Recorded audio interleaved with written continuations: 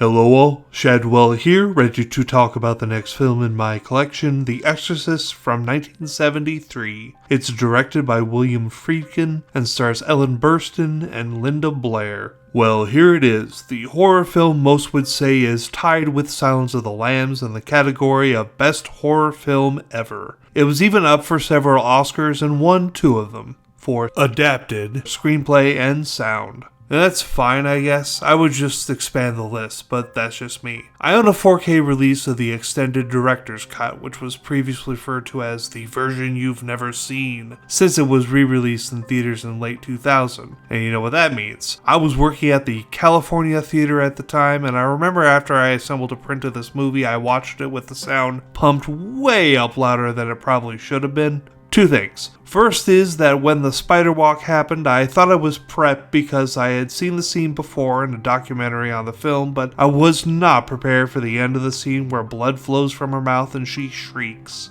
With the sound pumped up, it was very loud and very jump scary, so that had me spooked a lot, and then at the end of the movie when the violent violins kick in at the top of the credits, I was ready to get somewhere well lit and fast. Anyway, I think that they call it the extended director's cut now because by now, 24 years later, everyone has seen the version you've never seen, humorously enough. I do gotta say though that this film eludes me with its first 40 minutes. There are a lot of quick scenes that have no context really, long expanses of time passed without any mention of it, and some scenes set up something but there is no payoff.